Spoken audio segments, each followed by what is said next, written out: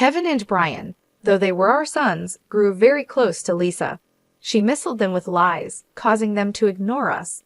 After Lisa, Kevin, and Brian were asked to leave our home, my husband Michael suddenly passed away. When I told Kevin about his father's death over the phone, his reaction shocked me. He said, "Your dad passed away. You handle the funeral, Mom. I don't want to see the face of someone who kicked us out. We're having a great time here, so don't bother us. Just tell the relatives we can't come because of work or something." I was speechless. A week after the funeral, I got a letter from Michael addressed to me. He wrote, "Please read this without our sons knowing." As I read, I was filled with emotion. Lisa had caused so much trouble in our family, and Kevin and Brian didn't even come to their father's funeral. I couldn't let it end this way. My name is Olivia. I'm 56 years old, a housewife, and I also work full-time. I met Michael at a party for new employees at our related companies. I'm not much of a drinker, but I couldn't turn down the drinks I was offered and ended up feeling very sick. I was sitting in a corner, looking for a chance to leave when Michael noticed me. He started talking to me and even arranged a taxi for me. Later, I took a day off to thank him at his office. He was surprised to see me, but pleased. "Coming all this way just to say thanks. You're really thoughtful." We became friends, started dating, and eventually got married. We both longed for a warm family life. Michael had a tough upbringing, and I lost my parents when I was young. We believed we could be happy together, but living with each other brought unexpected challenges, mostly because of Michael's sister, Lisa. Before the wedding, I tried to meet her, but she was too busy. Our first meeting was at the wedding. Michael's parents had passed away, so it was a simple ceremony with just friends and relatives. Lisa drew attention in many ways. She wore a pure white dress that was quite revealing and had heavy makeup, like a stage actress, and wore lots of perfume. I tried not to show how upset I was, but Lisa either noticed or just didn't like me from the start. She didn't say hello and made fun of me. She said to Michael, "Couldn't you find someone better at your workplace? Having such a plain sister-in-law is embarrassing. But maybe she suits you, Mr. Super Serious." Michael looked like he wanted to argue, but a fight on our wedding day seemed like a bad sign. I said, "I'm fine, let's go get ready." I forced a smile and led Michael away. That was our awful first impression, but I didn't worry too much, thinking we would only see Lisa at family gatherings now and then. However, things changed dramatically. Soon after a short marriage, Lisa moved in with us because of her husband's cheating. She said, "My ex left, and I want to move out too. Our parents sold their place when I got married, so I can't go back to my parents' house. Can I stay at Michael's place for a while?" Michael was clearly annoyed and said, "Why don't you rent an apartment? You got plenty of alimony, right? Just let me stay until I find a nice place. I want to take my time, not settle for a rundown house." But in the end, Lisa just showed up with her stuff and moved in without asking. The main issue was Lisa didn't seem to realize we were taking care of her. She acted like it was her own house, which was very stressful for Michael and me. Lisa would go out every night, sleep until the afternoon, and then spend the day lounging on the living room sofa, playing with her phone or just watching TV. This was her routine until she went out again after dinner. Sometimes I took a day off and stayed home, so I saw this was what she did every day. When I came home tired in the evening after working all day, Lisa would ask in a complaining tone, "Hey, is dinner ready yet? How long until it's done?" I would say, "In about 50 minutes." She would reply, "That long? Hurry up, will you?" She also made rude comments about my cleaning, saying things like, "You're not very good at this," or "You're cutting corners." I share the cleaning duties with Michael. He's tired too. Lisa told me, as a wife, you should be doing all the household chores. I didn't want to complain to Michael about Lisa because I didn't want to ruin their relationship as siblings. But he noticed that I was becoming unhappy. When Michael asked me about it, and I told him about Lisa's behavior, he got really angry. He told Lisa, "Don't overstep your boundaries. You're just a guest here." But Lisa just shrugged and said, "I'm just stating the obvious. and refused to help pay for household expenses. She said, "I'm still in shock from my husband's cheating. How can I work in this state? And you want to charge me? I can afford to pay for clothes and go out drinking." Lisa's attitude made both Michael and I very upset. My dream of a happy married life was turning into a nightmare because of her. Michael and I wanted to have kids soon, but it seemed like the stress over Lisa was getting in the way. We were even thinking about getting medical checks when I found out I was pregnant in our 6 years of marriage. We were so happy and cried tears of joy. Michael saw this as a chance to suggest Lisa move out.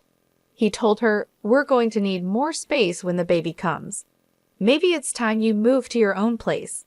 Then Lisa asked me what I planned to do about work. I said I planned to return to work after a year of parental leave. She offered, "Well, I can look after the baby, but we plan to use daycare." I checked around and found out that all the daycares, even the unlicensed ones, had long waiting lists. A few months later, as my belly began to show, Lisa said confidently, "I'll take care of the baby until you get a daycare spot. I owe you, and I'll do it for free. It'll be tough on your finances if you quit your job." After discussing it, Michael and I reluctantly agreed to let Lisa help. I was very worried, but to my surprise, Lisa took excellent care of our newborn Kevin.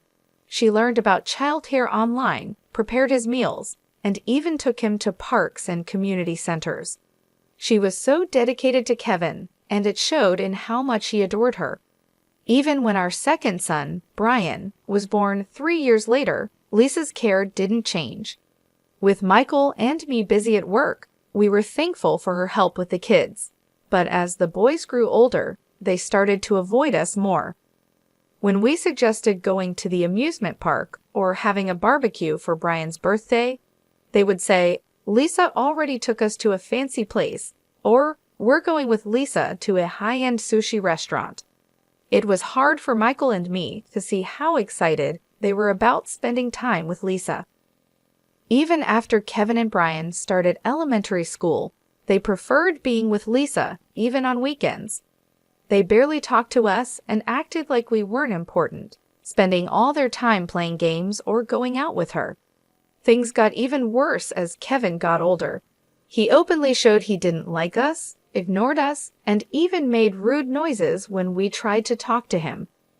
Once, when I told him not to eat while playing on his phone, he snapped at me, "Shut up, old lady." I was shocked to hear him say, "It would have been great if Lisa was our mom. She gives us money and takes us places." The boys even said being born to us was a mistake, and that they heard from Lisa we didn't really want kids. That hurt a lot. I calmly explained that Lisa, while not working and just living off her alimony, wasn't contributing financially. Kevin dreamily said that Lisa's lifestyle was something to aspire to, and added, "But she raised us right.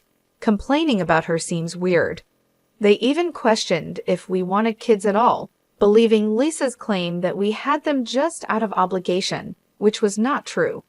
Michael and I always wanted kids, and Lisa had only offered to help until we found daycare. I was very upset and couldn't believe what Kevin was saying to me. He smirked when he saw how upset I was and said, "You guys are always so annoying, telling us to do homework and that we play too many games.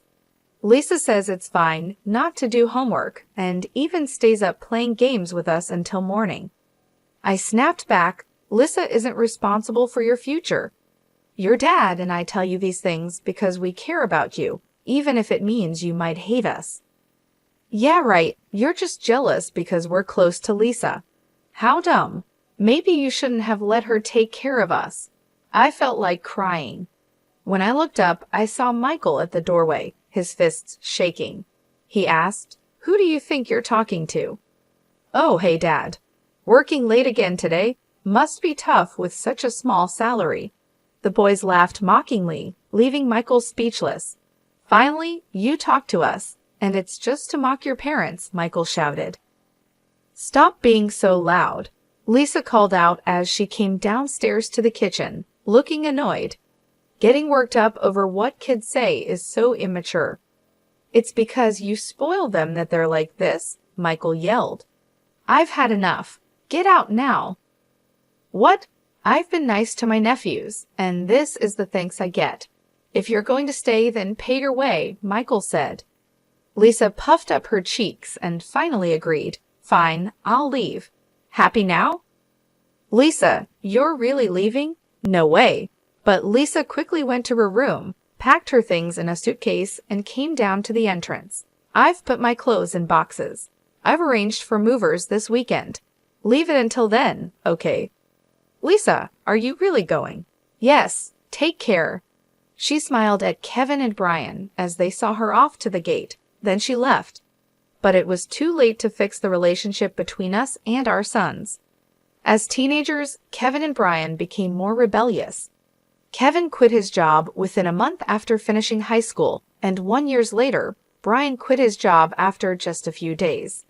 They talked about starting a business together and made some questionable deals, spending their money from odd jobs in one night. After a big argument, Michael kicked them out of the house. When you get a job, come back. No way we'll ever come back to this place. And so Lisa, who had caused so much trouble in our family, and the sons she influenced, Kevin and Brian, left, and it was back to just my husband and me. I was worried about how Kevin and Brian were doing, but without the four of them causing chaos, I felt relieved at the end of the year. Just as I was about to leave work and head home, I got a call from Michael's colleague. Are you Olivia? Michael collapsed at work. He's currently in the ICU at the city hospital. I said I would be there right away. I tried to stay calm and drove to the hospital. At the ICU, I waited in the hallway until the doors opened and a doctor in a white coat came out. He looked sad as he told me, "We did our best, but I'm sorry. I was too shocked to speak." That morning, Michael had left for work as usual. We had talked about keeping our schedule open for our anniversary next month. Sure, the usual restaurant. I have a surprise planned for this year. I never thought that would be our last conversation. Everything felt gray and meaningless as I stood there. I decided to contact Kevin, Brian, and Lisa to tell them Michael had passed away. I left a voicemail and sent a message. That night, Kevin called back while he was at a restaurant. I could hear music and laughter in the background. As I tried to tell him about his father, my voice shook. Kevin laughed and said, "The funeral and stuff, I'll leave it to you, Mom. I don't want to see the face of someone who kicked us out. We're having fun here, so don't bother us." I could hear Lisa chuckling in the background. "Just tell the relatives we're absent because of work. Say hi to them for us." I stood in shock for a while, holding the phone. Were these really Michael's sister and sons? Feeling empty, I knew I had to go ahead with the funeral arrangements. I got in touch with Michael's family and the funeral home we usually use to arrange a family funeral. Saying goodbye so suddenly didn't feel real, and I didn't cry during the funeral. But as everyday life continued, the pain of losing Michael kept hitting me. While making dinner, setting up to record a TV show we watched together, or making coffee, I'd accidentally make enough for 3 or start talking to him before realizing he was no longer there. That's when I couldn't hold back the tears. A week after Michael passed away, I was watering the flowers when the mailman arrived. I took the mail inside, and among the junk mail, I found an envelope addressed to me. The handwriting was unmistakably Michael's. Overwhelmed with emotion, I opened it. The letter explained that he had asked a friend to send this if something happened to him. After expressing his thanks for our years together, one line stood out asking me to keep this from our sons. Moved by the letter and realizing how much Michael knew I worried about the kids, I wiped away my tears and decided to take action. Lisa had hurt our family, and Kevin and Brian hadn't even come to their father's funeral. I was determined not to let it end this way. Michael's letter mentioned a package in a safety deposit box at a bank near the station, and he included a key. I went to the bank, entered the safety deposit box area next to the ATMs, and nervously followed the instructions. I inserted the card, entered the PIN, and a part of the table opened to reveal the safety deposit box Michael had rented. I used the key, found everything Michael mentioned, and took them with me. Later, I invited Lisa, Kevin, and Brian to my house. I decided to share Michael's inheritance with everyone important to him. With the promise of inheritance, Lisa, Kevin, and Brian came quickly. They had skipped the funeral, but were eager for the inheritance, which showed their shamelessness. Lisa couldn't even wait while I was making tea. She blurted out, "Stingy Michael had an inheritance. Maybe he hid money because he was so stingy. Being stingy might not be so bad after all. I wonder if he put his inheritance in some account. I'm excited." Then she looked at me and smiled. "You did the right thing telling your sister-in-law." "Mom, stop beating around the bush. Is Dad's inheritance in jewels, maybe gold bars?" As they all fidgeted, I smiled and said, "Before that, please listen to this." I put an IC recorder and Michael's cell phone on the dining table, which confused them. "Is that Dad's cell phone? And what's this? An IC recorder? The kind used for investigating affairs? I see it on TV. Wait, did Dad have an affair?" Kevin laughed mockingly, but his smile vanished when I pressed play. Kevin's voice came through, talking on the phone. "Yeah, remember that old lady you met at our house? Lisa. She wears so much makeup and clings to me, calling me Kevin dear. It's gross, but she'll hand over money if you flatter her. There's a use for fools and old ladies." As Kevin froze, Lisa's face filled with anger. When the recording stopped, Lisa angrily asked, "What was that, Kevin?" He replied, "I don't know, a stranger maybe, or Dad recorded that voiceover." Lisa shouted, "Michael was too tech illiterate to do something like that." As Lisa and Kevin argued, Brian tried to leave quietly. I quickly played the second recording. "How much money did you get from Lisa?" $33,000. "Damn, I only got $3,000. What did you do?" "Gave her a bouquet of roses and a high-end bag for her birthday. Maybe I'll give her a fake brand next time. She can't tell the difference." Kevin and Brian laughed, revealing their true colors. "She loves getting gifts from men, even though she's almost 50. She still acts young, falling for every compliment from men she meets at the bar and spending a lot of money on them. She's an easy target, really foolish." The brothers didn't hold back in their ridicule, even mocking her blonde hair and her unrealistic dream of marrying a young Korean pop star, which they found creepy. Amidst Kevin and Brian's laughter, the recording suddenly stopped. Brian, with a forced smile, defensively muttered, "Man, when did Dad record this? And to show it to Mom after he's gone, that's just mean. Pretending to be a good guy, but those are the ones you can't trust."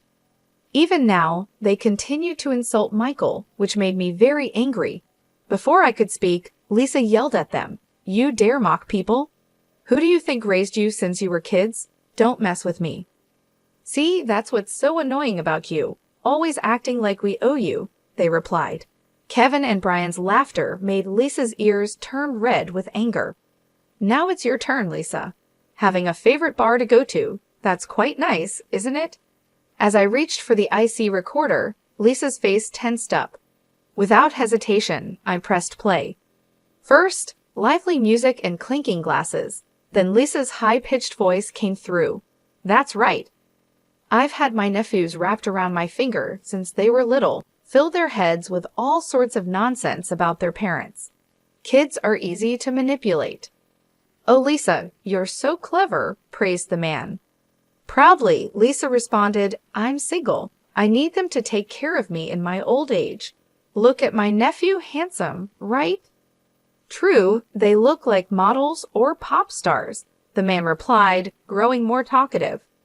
"I dream of my nephews feeding me, taking me on amusement park dates, even changing my diapers in the future." "Oh wow, going into a facility? No way, if I'm going to be looked after, it's by handsome men only. Can't wait." I stopped the playback and looked at Lisa. With Kevin and Brian's intense gaze upon her, she turned away. So both my brother and his wife had nasty hobbies, recording things secretly. You were gallivanting around so much, I heard from relatives and got curious. After all, the alimony from your ex-husband should have run out after 24 years, yet you remained unemployed. So I hired a private investigator to look into your background. I explained what had been recorded. Lisa, you really are quite a character. No, not funny at all. Creepy, really. What do you think of us? As the brothers cringed and hugged themselves, Lisa's eyes narrowed in anger. Shut up. I doted on you, spent my time and money. What's wrong with expecting something in return? Oh, you mean this? I said as I spread a bank book on the table, making Kevin and Brian's eyes light up. Oh, is this finally the inheritance? Well, sort of, I said suggestively, glancing at Lisa, who looked nervous and sweaty, her eyes darting around as if looking for a way to escape. I turned to Kevin and Brian. Remember what I told you before? Michael cut ties with his father before we got married, remember? Kevin nodded. Our grandfather, Dad's father, didn't work seriously. He relied on the family fortune and racked up a huge debt, I continued. That's right, I added. Michael's mother worked herself to death paying off those debts, right, Lisa? Yes, Lisa nodded. So the inheritance Michael received from wealthy relatives, he kept it a secret and deposited it in an account for you four. We never heard about this. If there was money, why didn't he tell us, they asked. He planned to proceed with the inheritance once you started working seriously. But before that, someone used it without permission, I explained. Kevin and Brian turned to look at Lisa. No way, they said. Yes, I continued. Lisa had been taking Michael's bank book and seal without permission during his lifetime and withdrawing money. Kevin and Brian looked at the bank book, which now showed $300,000 down to $20 in 2 years. Hey, what did you spend it on? They demanded. Well, this guy convinced me there was a great investment opportunity. I thought I could double it and pay it back. I just borrowed it, that's all, Lisa tried to explain as she squirmed under their gaze. Kevin and Brian exploded in anger. Don't joke, that was supposed to be our money. Just $300,000 and you're making a fuss? Considering the effort I put into raising you, you should be giving it to me for free, Lisa shot back defiantly. This made Kevin and Brian even angrier, their veins popping on their foreheads, looking ready to confront her. But that wasn't all about Lisa. I sighed and spread Kevin and Brian's bank books on the table. You both started working right after high school, so the college funds were left untouched. I was going to give it to you once you started working seriously, but this too was meddled with.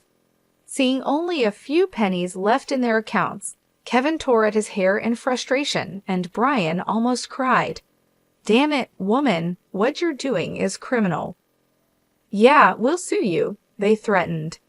Don't be silly, it's called family theft and doesn't count as a crime when done by a relative, Lisa replied, crossing her arms and legs and laughing annoyingly. I'll pay it back someday, maybe in the next life. You could be charged for it. That's why I called the police earlier, I said.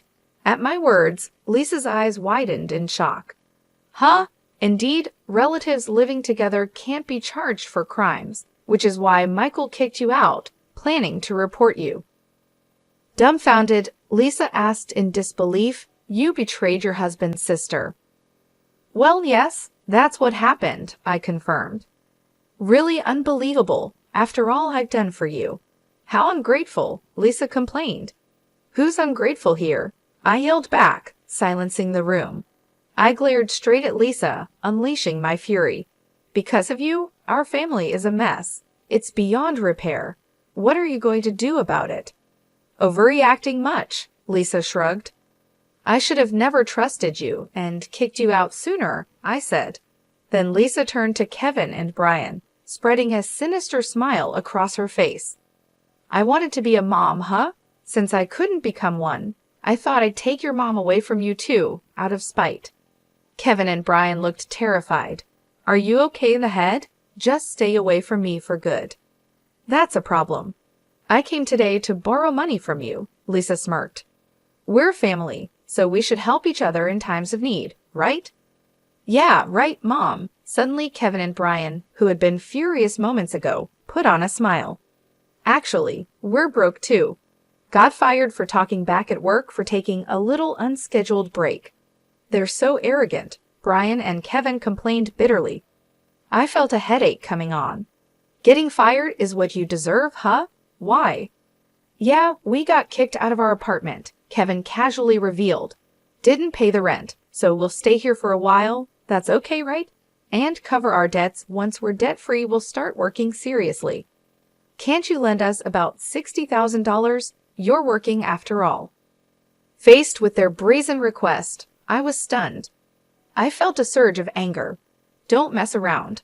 I have nothing to lend to sons who skipped their father's funeral. I refused strongly, but they kept asking. Please, Mom, if you keep this up, I'll report you to the police too. Don't ever set foot in this house again. Just then, a police car siren stopped in front of the house. Lisa, trying to escape in a panic, ran into the police officers at the front door and was quietly taken away. Damn, are we going to get arrested too? Let's just get out of here for now, Kevin and Brian said. They glanced at me, standing firm, gave up on asking for money, and left. Kevin and Brian, realizing that the money Lisa had given them came from Michael and their own savings, seemed to have finally lost all affection for Lisa. I don't want to end up like them, they said, seemingly deciding to work seriously, but their laziness didn't disappear overnight. They kept calling me. Mom, I'm being pressed for payments at the bar. Can you lend me some money? I blew it all on horse racing. Can you lend me about $200,000? I got so annoyed that I blocked their contact information. Later, they tried to ask other relatives for money, but were shunned and denounced as heartless for not attending their father's funeral, leading to estrangement. Eventually, pursued by debt collectors for borrowing from shady sources, Kevin and Brian woke up and started working seriously. However, they had racked up so much debt that they were banned from the nightclubs and bars where they were regulars. Now shunned even at their favorite drinking spots, they complained, "We've lost all the fun in our lives." Lisa, being a first offender, paid a fine and was released quickly. However, the incident led to her being dumped by her boyfriend. Moreover, after repaying the embezzled money from Michael's, Kevin's, and Brian's accounts, she ended up with a huge debt. Lisa now works from early morning till late at night, looking exhausted. What I kept secret from Lisa and my sons was that Michael had left another item in the safe, a large pink diamond necklace, a prestigious heirloom passed down from his mother. As mentioned in his letter, it was intended as a gift for our 34th wedding anniversary next year. Fearing it might be found and sold by Lisa or my sons, Michael had kept it in the safe. When appraised, it was valued at $360,000, to my astonishment. I wouldn't sell it. It's a treasured gift from Michael. Although I hoped for a warm family, things didn't go as planned with my sons, and I lost my husband too. But Michael's memory is still alive in my heart. Moving forward, I want to live strong and cherish the memories of Michael.